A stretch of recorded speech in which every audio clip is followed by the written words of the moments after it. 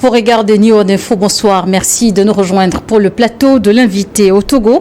Initialement fixé au 2 février 2025, les prochaines élections sénatoriales auront finalement lieu le 15 février. En Conseil des ministres, le gouvernement a adopté il y a cela quelques semaines un décret portant sur le réaménagement du calendrier électoral et le report de la date du scrutin. Quelle utilité de cette décision?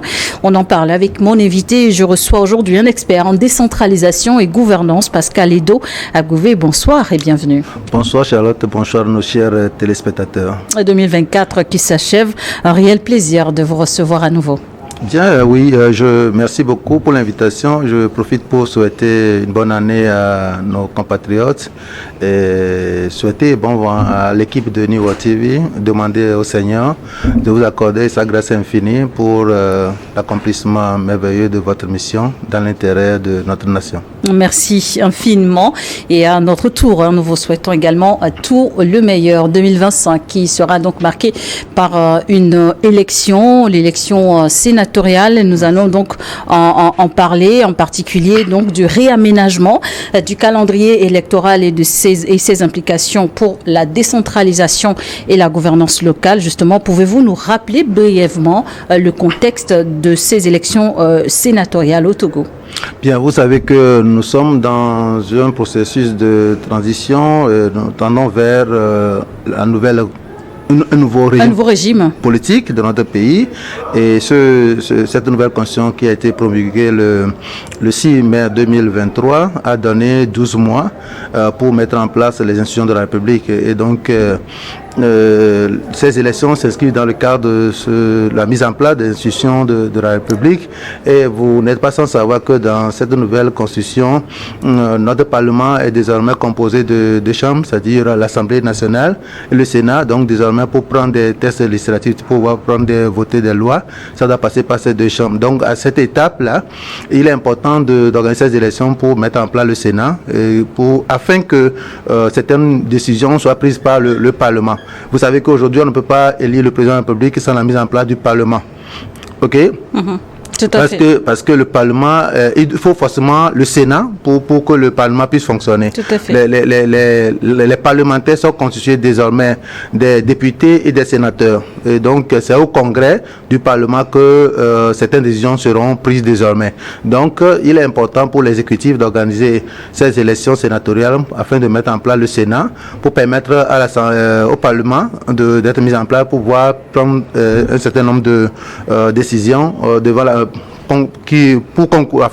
pour la mise en place des institutions de la République conformément à la nouvelle constitution. Nous avons actuellement 4 mois pour faire tout cela. Donc, il y a quand même cette contrainte même de temps pour l'exécutif. Donc, voilà un peu ce qui justifie l'organisation de ces élections sénatoriales. Et la 5e République, comme vous le rappeliez, au Togo sera donc un régime parlementaire. Et ces élections sénatoriales, quelles seront même l'importance pour la démocratie au Togo? Bien, vous savez que d'abord le régime parlementaire est un régime hautement démocratique parce que cela confère des droits aux citoyens de débattre des sujets au niveau du Parlement, ok? Et vous n'êtes pas sans savoir aussi que désormais les citoyens sont appelés à voter pour les députés. Et ils sont appelés aussi à voter pour les sénateurs via les représentants locaux, donc les conseils municipaux, les conseils régionaux. Et donc, tout cela va participer quand même au renforcement de la démocratie. Et autre chose également qu'il faut noter, c'est que désormais, les députés seuls ne seront pas appelés à prendre un test qui sera mis en vigueur. Il faudrait que après le vote des lois à l'Assemblée nationale, que ces lois passent par le Sénat. Ça veut dire que les représentants de cette chambre aussi vont regarder pour voir est-ce que cette loi est dans l'avantage de la population, répond vraiment aux besoins d'intérêt général. Donc, je pense que tous ces mécanismes, quoi qu'on dise, même c'est vrai que c'est un peu lourd par rapport à ce qui se faisait. Cela comporte quand même certains avantages peut-être pour le renforcement de la démocratie. Voilà. Et parmi donc les principales raisons du sujet que nous allons aborder aujourd'hui, qu'est le réaménagement du calendrier électoral, relative donc à ces élections sénatoriales, c'est donc cette décision prise en Conseil des ministres donc de reporter l'élection initialement prévue au 2 février au 5 février sur demande formulée par le cadre permanent de concertation visant donc à offrir selon le CPC une meilleure préparation aux acteurs politiques. Mais est-ce une raison suffisante? Ont-ils vraiment besoin de mieux se préparer pour ces élections? Est-ce parce que ce sont les premières au Togo? Bien, c'est une question intéressante, mais il faut même quand même situer le contexte. Est-ce qu'à ce jour, les partis de l'opposition ont quand même des avantages pour participer à ces élections de par le format même de ces élections, puisque désormais ces élections, les grands électeurs sont les conseillers, les élus locaux, ça veut dire les conseillers municipaux et puis les conseillers régionaux. L'autre aspect intéressant, c'est que ça va dans l'avantage du gouvernement, du pouvoir, à essayer de faire en sorte que les partis de l'opposition puissent avoir quand même quelques représentants au niveau du Sénat. Vous savez, nous venons de parler de l'aspect démocratique. Quand on voit la configuration actuelle de notre Assemblée générale, le parti au pouvoir a 108 députés sur les 113. Et nous avons actuellement un seul groupe parlementaire à l'Assemblée nationale, si je me trompe. Ce qui fait que le débat démocratique n'est pas... il y a problème, parce que il faudrait qu'il y ait même des points de vue divergents, donc à l'Assemblée, pour pouvoir discuter des questions d'intérêt national. Donc aujourd'hui, on se rend compte que notre Assemblée nationale est composée d'un seul groupe parlementaire et désormais le parti au pouvoir a la majorité des élus locaux pour pouvoir voter pour les sénateurs pour le compte du parti au pouvoir. Ce qui fait que si on ne sait pas faire, le Parlement sera dominé en grande partie par le parti au pouvoir. Donc on se demande, est-ce qu'il y aura vraiment des débats démocratiques, est-ce qu'il y aura vraiment des débats contradictoires? Donc, il est dans l'intérêt du pouvoir de faire en sorte qu'il y ait des discussions, qu'il y ait des ententes pour que, au moins, les partis de l'opposition puissent avoir la chance d'avoir au moins un quota. C'est que pour favoriser des débats contradictoires au Parlement. Vous savez, les débats contradictoires vont dans l'intérêt aussi du parti au pouvoir, parce que vous ne pouvez pas danser et vous apprécier seul. Donc, quand il y a des débats contradictoires, ça favorise aussi la bonne gouvernance, et ça aussi, ça permet au pays d'être crédible vis-à-vis des partenaires qui nous accompagnent. Vous savez que nous avons eu un problème avec MCC, le Togo n'est pas réélu pour le compact, et c'est des milliards que nous avons perdus. Et quand vous voyez la conclusion du conseil de MCC, on dit que le MCC donne un délai supplémentaire au gouvernement en vue de prendre des mesures significatives pour renforcer les libertés démocratiques et les droits fondamentaux. Et donc, vous voyez que si on ne s'arrange pas au niveau national pour qu'il y ait un peu de compromis sur les décisions politiques, faire en sorte que l'opposition aussi puisse participer à la vie politique. Des compromis, il y en aura, puisque le chef de l'État doit, à son niveau, lui également nommer les 20 sur les 61. Oui, ce n'est pas... le compromis, le président, il est souverain. Il peut nommer les membres de son parti, ou bien nommer des acteurs issus de la société civile, ou bien des partis de l'opposition. Il peut le faire, il est souverain, mais il y a 41 qui seront élus comme sénateurs dans le cadre de ces élections sénatoriales. Et vous savez que le problème aujourd'hui, c'est la Cour, c'est que les candidats, le parti au pouvoir aussi ne va pas céder facilement, parce que d'abord, il s'agit des élections, et donc c'est les meilleurs qui vont gagner. Donc, il est important qu'on puisse faire en sorte que l'opposition puisse avoir au moins un quota. Sinon, si on veut aller de manière classique, faire des élections avec des campagnes, c'est-à-dire que l'opposition n'aura rien, parce que l'opposition n'a pas la majorité. En même temps, Pascal-Édouard Bové, une partie de l'opposition annonce sa décision de boycotter ces élections, alors que le CPC demande une prolongation. Finalement, à qui va profiter cette prolongation? Bon, c'est que la question reste posée. Est-ce que cette prolongation même a un impact sur donne plus de chance à l'opposition? La question est de savoir... Il y a le délai de dépôt de candidature oui, bien sûr. Qui est et comme je le dis, ceux qui ont demandé la prolongation de la date des élections, butoir des élections sénatoriales, ont certainement leur raison. Et je pense que ceux qui ont fait la demande vont se préparer pour peut-être déposer la candidature.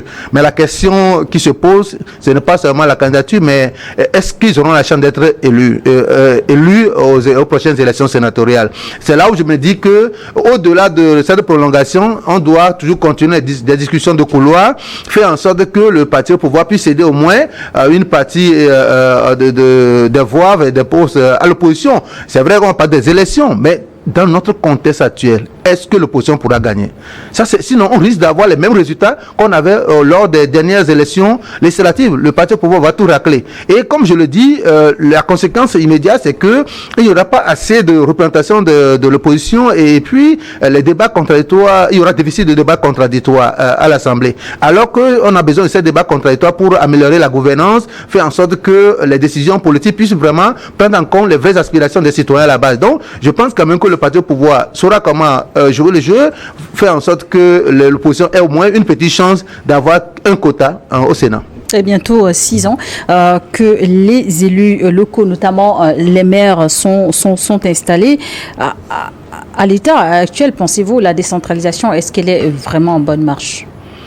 Bien, je crois que sans avoir fait l'état des lieux de manière exhaustive, on ne peut pas vraiment dire que on a atteint les objectifs de manière optimale, les objectifs de la descente de manière optimale. Mais ce que nous pouvons noter, c'est que le processus avance. Nous sommes aujourd'hui à notre deuxième niveau de décentralisation avec l'organisation des dernières élections régionales. Quand bien même on sait bien que les élus n'ont pas encore pris fonction, nous espérons que les autorités mises en place, notamment les gouverneurs, vont les convoquer pour démarrer leur activité dans un meilleur délai. Ce que nous pouvons dire que c'est qu'aujourd'hui, on a quand même noté des avancées en termes de projets de développement dans certaines communes. Et il y a aussi le rapprochement des services au niveau local. Aujourd'hui, pour certifier, pour signer les actes, on a des communes installées partout au niveau du territoire national. Donc, je pense quand même que ça a eu des avancées. Il y a des projets de développement qui sont réalisés de manière significative dans certaines communes, et quand bien même qu'au niveau de certaines communes, il y a manque de ressources ou bien un manque de leadership transformationnel pour vraiment changer, impacter la vie des citoyens à travers ces projets-là. Je pense quand même que la décentralisation quand même est un élément important pour encourager la participation citoyenne. Et ce que nous déplorons jusqu'ici, c'est que la plupart des communes, ou bien le nombre de communes n'ont pas encore mis en place le bureau du citoyen, qui est une institution prévue par la loi relative à la décentralisation et liberté locale. Normalement, sur le territoire communal, il y a l'administration municipale gérée par le maire, il y a aussi le bureau du citoyen, une institution des citoyens. Et c'est une institution normalement qui est un centre d'écoute, de conseil, d'écoute. Et ça permet normalement ça contribue quand même à la participation citoyenne. Jusqu'ici, certaines communes ont mis en place le bureau citoyen, mais le quota, le pourcentage est très faible. Donc, nous pouvons quand même noter que la décentralisation, oui, c'est une très bonne chose. Il y a eu des avancées, mais beaucoup de défis restent à relever. Ce qui gêne aussi, c'est la mobilisation de ressources. Parce que le territoire des communes, le tissu économique des communes est faible. Et quand le tissu économique des communes est faible, les communes ne peuvent pas mobiliser suffisamment de ressources fiscales au niveau local. Et donc, il faut développer la politique de promotion de l'entrepreneuriat, il faut encourager les petites et moyennes entreprises. Justement, en matière de promotion du territoire, on parle techniquement aussi de marketing territorial. Qu'est-ce que justement l'État peut faire pour encourager promouvoir aussi les investissements, les amener vers les différentes communes? Je crois que l'État n'a pas de responsabilité, mais les leaders élus locaux aussi ont leur part de responsabilité. Nous avons remarqué que la plupart des élus locaux, bien certains élus locaux n'ont pas cette capacité de piloter les actions de développement local, parce que dès leur arrivée, il y a d'abord cette question de la maîtrise de l'administration municipale. N'oubliez pas que le travail du maire, par exemple, est plus compliqué que le travail du ministre. Les ministres, généralement, gèrent les secteurs. Ça veut dire que si c'est l'éducation qui est son domaine, il se fait entourer des spécialistes de l'éducation. Alors que le maire, il travaille de manière transversale. Ça veut dire qu'il doit d'abord s'occuper de l'administration municipale, il doit s'occuper de la police administrative, il doit s'occuper des questions d'ordre public, il doit s'occuper des questions de développement à travers des investissements pour répondre aux besoins de la population. Et donc, je pense quand même qu'il y a eu des avancées, mais à ce jour, toujours, il y a quand même des insuffisances et nous pensons que les élus doivent faire un effort pour faire le marketing territorial. Mais ils doivent quand même se faire, les autorités locales doivent se faire accompagner par des spécialistes, des gens qui maîtrisent ces domaines-là pour les accompagner à développer leur territoire afin d'avoir assez de ressources locales. Le pays compte des maires, des gouverneurs et bientôt comptera des sénateurs. Quelles actions doivent être prioritaires pour renforcer les institutions décentralisées? D'abord, comme je le dis, au niveau décentralisé, il faudrait qu'il y ait d'abord qu'on continue toujours par renforcer les capacités d'abord des élus locaux, puisque nous sommes en notre premier essai. On a essayé de renforcer les capacités des élus municipaux. Aujourd'hui, on a les conseillers régionaux qui vont prendre fonction, il faut les renforcer. Maintenant, il faut renforcer le mécanisme de participation citoyenne et à travers la mise en place du bureau du citoyen dans toutes les communes. Si on ne met pas en place le bureau du citoyen, il n'y aura pas une forte participation citoyenne. C'est-à-dire que les élus seront très loin de la population. Alors que la décentralisation voudrait que... C'est d'une importance capitale à votre avis. À mon avis, c'est ça, parce que les autorités locales sont élues par leurs citoyens, leurs administrés, donc ils doivent composer avec leurs administrés. Et ils ne doivent pas attendre tout de l'État. Donc, les citoyens doivent participer au financement des dépenses publiques. Et les citoyens doivent être écoutés pour que les décisions prises au niveau par les autorités, les élus locaux, puissent répondre à leurs vraies aspirations. Et donc, c'est une question de collaboration entre les élus et leurs administrés. Donc, s'il n'y a pas le bureau du citoyen, les élus seront toujours éloignés des citoyens et ils ne pourront pas bénéficier aussi de l'accompagnement de leurs administrés. Donc, il est important que dans les mois et les années à venir, l'État puisse renforcer les mécanismes devant favoriser la participation citoyenne. Il faudrait qu'il y ait des espaces d'échange périodiques entre les élus locaux et les citoyens. Il faut soutenir les initiatives citoyennes sur les territoires. Il faudrait que les élus mettent dans leur budget des lignes pour accompagner la promotion de la vie associative. Faire en sorte que les citoyens même puissent se retrouver, réfléchir, proposer certaines solutions aux besoins ou bien aux problèmes de la commune. Sinon, on va toujours rester dans le schéma classique comme si c'est les élus locaux qui vont offrir toutes les solutions aux problèmes de la population, alors que ce n'est pas vrai. Donc, il faudrait qu'il y ait plus d'initiatives afin d'amener les élus locaux à atteindre leur performance en termes de gouvernance pour que les besoins prioritaires des populations soient pris en compte. En matière de budget, comme vous l'annonciez, quel regard portez-vous justement sur ces budgets alloués aux communes au Togo annuellement? D'accord, ce n'est pas le budget, les communes ont leur propre budget. C'est vrai qu'il y a une dotation que l'État envoie. Donc, je pense quand même que ça reste toujours insuffisant parce que quand nous lisons bien la loi relative à la décentralisation de liberté locale, il est dit dans cette loi-là que l'État doit transférer les ressources concomitamment aux collectivités territoriales au moment où il leur transférait c'est qu'au moment où les pouvoirs les compétences sont transférées aux collectivités territoriales. Mais nous avons remarqué que depuis qu'on a démarré, c'est vrai que l'État fait un effort pour mettre un budget à leur disposition, mais nous disons que ce n'est pas suffisant. Quand on lit la loi, c'est que tout ce qui est confié aux collectivités territoriales aujourd'hui, l'État doit faire l'évaluation de la charge qui est confiée aux collectivités et faire en sorte que ces compétences qu'on leur a transférées aux collectivités soient évaluées pour voir quel budget conséquent il faut mettre à leur disposition pour leur permettre d'accomplir convenablement leur mission. Mais je pense quand même que ce qui pose problème, c'est que le transfert de compétences même se fait de manière progressive. C'est vrai, il y a réticence un peu au niveau des structures étatiques. C'est comme on conduit avec un frein à la mer. On ne veut pas tout céder à la fois et ça fait que le transfert des compétences ne suit pas en tant que tel. Mais si le pouvoir central veut vraiment se faire accompagner, aider, accélérer le développement local, il est important qu'on puisse vraiment renforcer le transfert de compétences pour permettre aux élus locaux de bien accomplir leur mission. Vous avez relevé entre autres défis que rencontrent donc les maires aujourd'hui, c'est la capacité à promouvoir efficacement leur territoire. Y a-t-il des exemples d'autres pays desquels le Togo pourrait s'en inspirer aujourd'hui? Moi, je ne veux pas faire je ne veux pas créer de scandale, mais quand même, tout le monde le dit. Quand vous allez dans certaines communes aujourd'hui, que ce soit à Lomé ou bien à l'intérieur du pays, vous allez quand même remarquer des avancées significatives. Et vous verrez que c'est l'impact de la décentralisation. Quand je prends le cas de Lomé, vous verrez par exemple dans la commune Golfe 1, Golf 4 et puis certaines aussi d'autres communes à Guénivé. Par exemple, il y a des actions qui sont menées dans certains domaines. Je ne suis pas exhaustif dans ce que je dis, mais je dis que vous verrez quand même des actions qui sont menées par les autorités locales et on sait que ça, ce sont les effets de la décentralisation. Maintenant, on attend l'impact de ces actions-là aussi sur la population.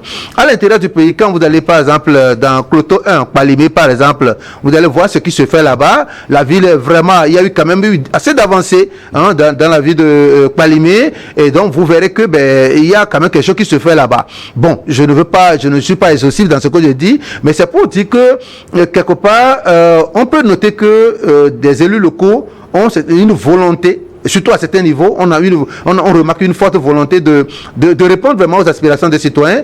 Par contre, dans certaines communes, c'est de la pagaille totale. Et je crois que nous sommes dans une logique et les partis au pouvoir, les citoyens même sauront comment positionner leurs candidats prochainement pour que nous ayons vraiment des gens qui ont cette capacité de pouvoir travailler dans l'intérêt supérieur de leur population, puissent prendre le devant de ces collectivités territoriales. Vous avez plaidé pour un transfert de compétences. Sur quoi est-ce que vous mettrez du doigt concrètement comme compétences à transférer? Les compétences transférées, d'abord, les compétences relèvent des domaines dans lesquels l'État a décidé de faire la décentralisation. Puisque la décentralisation, en réalité, c'est juste un mécanisme où l'État dit, ce que je faisais autrefois, je vais confier une partie aux élus locaux pour m'accompagner. Donc, nous avons remarqué que certaines dispositions de la loi ne sont pas totalement respectées. À ce jour, ne sont pas totalement respectées. Sinon, il est même dit que l'État devait faire même l'inventaire du patrimoine qu'il gérait et ça doit faire l'objet d'un décret à confier aux collectivités. Nous n'avons pas encore vu ça aussi. Ça veut dire que sur un territoire donné, quand je prends le cas d'une commune, tout ce qui appartenait à l'État, le patrimoine que l'État gérait, alors désormais que les élus sont là, il fallait au niveau du conseil de ministre, il y a un état de lieu qui est fait par le ministre en charge de la décentralisation territoriale et le ministre en charge de l'économie, et on prend un décret et puis on transfère ça aux élus. Ça veut dire que jusqu'à présent, c'est comme on a demandé aux gens de garder la chose, mais on ne leur a pas vraiment confié la pleine responsabilité. Et donc, il y a quand même des efforts à faire à ce niveau-là pour que le transfert soit effectif. Et maintenant, quand le transfert est effectif, il faudrait que cela soit suivi du transfert des ressources et selon les tests pour que les élus puissent avoir le pouvoir de bien accomplir leur mission. Vous savez que jusqu'à présent, les réserves administratives, par exemple, sont toujours gérées par le ministère en charge de l'économie et des finances. Ce n'est pas totalement confié aux collectivités territoriales. Et une autre même avait circulé un temps pour dire que si les collectivités territoriales ont besoin d'une réserve, ils doivent faire la demande pour qu'on mette ça à leur disposition. Alors qu'on devait évoluer pour que les collectivités territoriales puissent disposer pour leur compte certains atouts que l'État gérait. Mais jusqu'à présent, on est en train d'évoluer.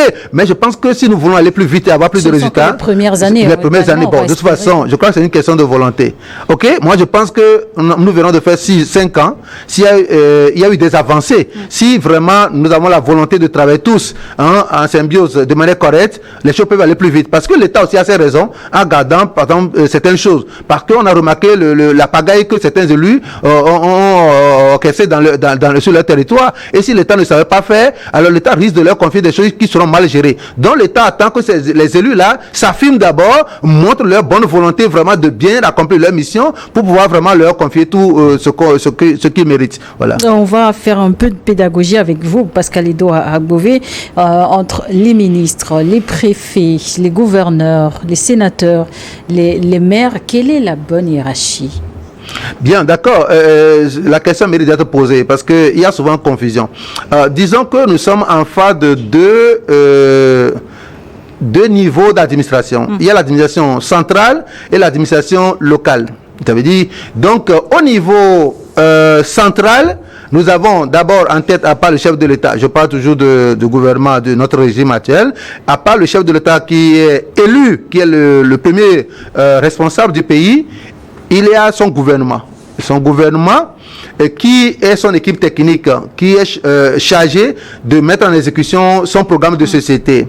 Et ce gouvernement est dirigé par son premier ministre. Et donc, les ministres étant à la capitale, le gouvernement étant à la capitale, le gouvernement a ses représentants au niveau du territoire. Au niveau de la région, le gouvernement est représenté par le gouverneur, ou bien les gouverneurs. Et au niveau préfectoral, le gouvernement est représenté par les préfets. Maintenant, en dehors de ces entités, c'est que les ministères sectoriels aussi ont leurs représentants. Mais notons que les représentants des ministères sectoriels ont pour chef au niveau préfectoral le préfet. Le préfet reprend tout, reprend le pouvoir central au niveau local. Et le gouverneur aujourd'hui reprend tout le gouvernement, le chef de l'État même au niveau de la région. Donc les directeurs régionaux de l'éducation, santé, agriculture, tout ça, même les forces de sécurité relèvent du gouverneur au niveau région et du préfet au niveau préfectoral. Donc disons que le gouverneur est sous le gouvernement directement, sous le ministère, il reprend le chef de l'État, le ministre de l'administration territoriale, et le préfet, il dépend du gouverneur. Donc ce sont des autorités déconcentrées. On appelle ça autorité déconcentrée. Ça veut dire que ces autorités n'ont pas le pouvoir de décider comme elles veulent. Elles suivent les consignes de la hiérarchie. Elles reçoivent les instructions, elles mettent en œuvre et elles rendent compte. En dehors de ces autorités, nous avons les autorités qu'on appelle les autorités décentralisées. Les autorités décentralisées sont des autorités élues. Et donc, au niveau de la commune, nous avons le maire qui est une autorité décentralisée, élu par ses administrés, travaillant pour le développement de son territoire, et au même moment, il représente aussi l'État sur son territoire. Mais c'est une autorité décentralisée. Au niveau de la région, nous avons le président du conseil régional. Ces présidents ne sont pas encore élus. Nous espérons qu'ils seront élus dans les prochains jours. Donc, le président du conseil régional représente la population de la région et il est chargé de conduire la politique de développement de la région conformément au cadre réglementaire et en complément de ce que l'État fait déjà. Et donc, disons que quand on parle de pouvoir central, on parle des autorités déconcentrées. Et quand on parle des autorités déconcentrées, ça veut dire qu'il y a une hiérarchie. Ça veut dire que c'est le supérieur qui donne l'ordre et l'autorité inférieure exécute et rend compte. Alors qu'au niveau des autorités décentralisées, il n'y a pas de hiérarchie. Le président du conseil régional, par exemple, n'est pas le patron du maire. Chacun d'elles travaille conformément au cadre réglementaire et assume sa responsabilité conformément à ce qui est confié à son territoire, à son entité, à l'entité qu'il gère. C'est-à-dire, les compétences dévolues aux communes sont gérées par le conseil municipal via le maire, qui est le patron, et les compétences dévolues aux régions sont gérées par le conseil régional, à travers le président du conseil régional, et eux travaillent pour le développement de leur territoire. Ils n'interviennent pas sur certaines questions. Mais au niveau central, les décisions sont prises par le gouvernement. Et le gouvernement est chargé de mettre en œuvre la politique nationale. Maintenant, pour prendre les tests, pour prendre des lois, puisque le pays doit fonctionner suivant un cadre réglementaire, législatif et réglementaire, il y a des élus aussi qui sont des représentants du peuple. Alors, c'est eux qui sont choisis, ils sont là pour prendre des tests. Ça veut dire les députés et les sénateurs que nous aurons prochainement, eux, ils sont là, en réalité, pour prendre des tests et également contrôler ce qui se fait par le gouvernement. Et vous savez que selon notre nouvelle constitution, c'est l'Assemblée nationale qui est responsable du contrôle de l'action du gouvernement. Ça veut dire que les élus locaux, les élus que nous avons au niveau du Parlement, sont des représentants du peuple également. Ça veut dire que les élus ont confié le pouvoir à certaines personnes pour gérer les affaires et les citoyens... Non, je veux dire, les citoyens confient le pouvoir à certains compatriotes pour gérer les affaires. C'est-à-dire que c'est le gouvernement, le chef de l'État, gouvernement et tout. Et les citoyens ont encore donné le mandat à d'autres compatriotes pour définir comment les gens, les membres du gouvernement doivent travailler. Et ils sont là également pour contrôler leur action. Donc, en réalité, les citoyens sont représentés au niveau du Parlement ou bien de l'Assemblée pour voir suivre un peu ce que l'exécutif fait. Et si l'exécutif mène des actions, ou bien il y a un problème dans un ministère, par exemple, les élus peuvent convoquer le ministre pour vraiment l'écouter, savoir ce qu'il faut faire. Et même, les élus peuvent demander à ce que même qu'on limoge un ministre. Voilà, donc, en termes de hiérarchie, je veux préciser que nous avons des instances au niveau national, qui sont au niveau de l'État, et on a leurs représentants au niveau à l'intérieur du pays, on les appelle les autorités déconcentrées, et au niveau des collectivités, nous avons les autorités décentralisées qui sont les maires et le président du conseil chargé de conduire la politique des territoires. Vous êtes un expert en la matière, mais quelles sont vos recommandations ou quelles seraient vos recommandations pour permettre aux populations de facilement se retrouver, et que doit faire aujourd'hui le gouvernement pour mieux faire passer le message? Parfois, je suis triste dans ma peau parce que ce que les autorités sont en train de faire, c'est dans l'intérêt de la population, dans l'intérêt du pays. Malheureusement, la plupart des décisions ne sont pas prises, les populations ne sont pas imprégnées. Il faut que cette population comprenne ce qu'on fait pour elle. Sinon, à un moment, les citoyens ne vont pas se retrouver. Parce qu'aujourd'hui, des gens sont embrouillés. Parce qu'il y a de nouvelles institutions qui sont en train d'être mises en place et les gens ne comprennent pas le mécanisme. Regardez, nous aurons 3 entités qui n'étaient pas mises en place dans notre pays. Aujourd'hui, nous avons les gouverneurs qui n'étaient pas là. Les gens ne comprennent pas encore. Il y aura bientôt le conseil régional, c'est le président du conseil régional. Les gens ne vont pas comprendre son rôle. Les sénateurs n'étaient pas là. Et ce qui fait que ce qu'on est en train de faire, ça reste au niveau des intellectuels seulement. Ce n'est pas seulement au niveau de tous les politiques, même certains politiques même ne comprennent pas tout ce qu'on est en train de faire. Donc ça reste seulement à certains niveaux. Ce qu'on aurait pu faire pour que ça puisse profiter à la population, c'est de faire de la pédagogie. Faire en sorte que toutes ces mesures soient accompagnées d'un bon plan de communication. C'est là que je vous félicite, je vous remercie pour ces gens d'émission. Mais l'État doit aller au-delà de ce que vous faites. Mettre en place une bonne politique de sensibilisation, d'information et de formation des citoyens. Vous avez vu ce qui a été fait au moment de Covid, où l'État avait mis en place un bon plan de communication. Ces mesures politiques aussi devaient être suivies du même plan de communication pour permettre aux citoyens de comprendre. Mais souvent, on a l'impression que les politiques veulent que le secret reste toujours à leur niveau. Mais, in fine, c'est que ça ne leur profite pas parce que les citoyens doivent comprendre pour se conformer à cela ou bien être prêts à les soutenir dans ce qu'ils sont en train de faire. Donc, l'État doit vraiment continuer par sensibiliser. Mais l'État, vous savez, les politiques, quand ça les arrange, ils vont se taire. Mais il nous appartient, nous les citoyens, d'aller...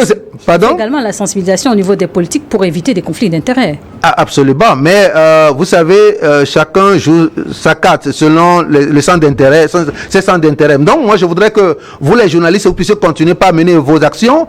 Vous le faites déjà. Nous, à terre de la société civile, et ça, je demande aux partenaires de nous accompagner. Nous sommes là pour sensibiliser les citoyens sur ce que les décideurs sont en train de faire, amener les citoyens à jouer convenablement leur rôle en tant qu'acteurs de développement du territoire et également connaître leurs contraintes, enfin leurs limites.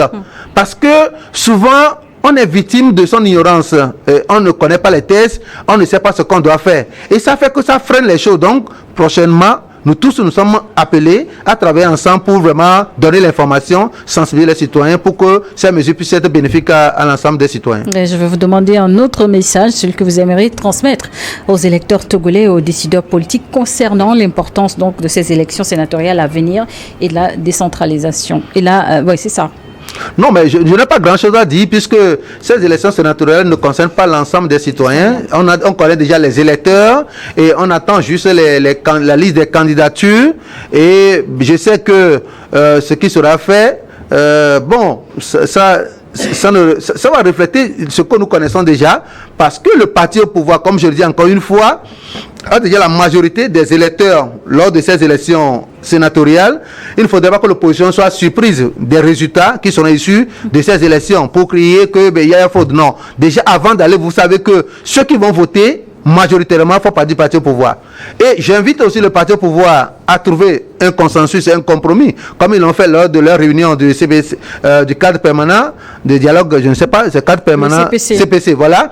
Ils n'ont qu'à savoir jouer le jeu. Parce que, en réalité, le parti au pouvoir n'a pas intérêt que l'opposition ait des difficultés.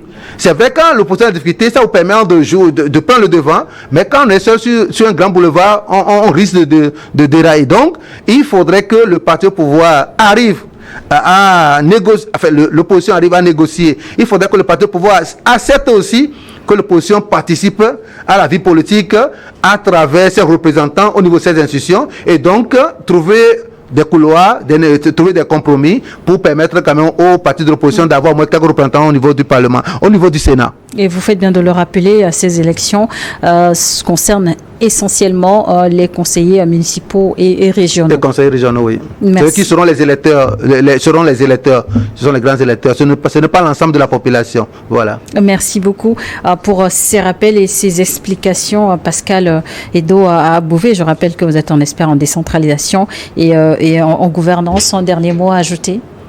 Je voudrais quand même inviter l'ensemble des acteurs politiques et mes collègues de la société civile à apporter un regard critique sur l'intérêt, à travailler toujours dans l'intérêt de la population, parce que nous faisons face à des crises et nous savons ce qui se passe dans nos pays actuellement avec de la réalité des ressources. Les citoyens souffrent beaucoup. Et donc, nous devons travailler dans l'intérêt de ces populations-là. Nous devons faire en sorte qu'il y ait réduction de la corruption au niveau de la gestion des affaires publiques, parce que c'est un grand souci même pour les décideurs. Et nous, acteurs civils, médias, tous, nous devons jouer notre rôle, faire en sorte qu'il y ait une réduction de la corruption.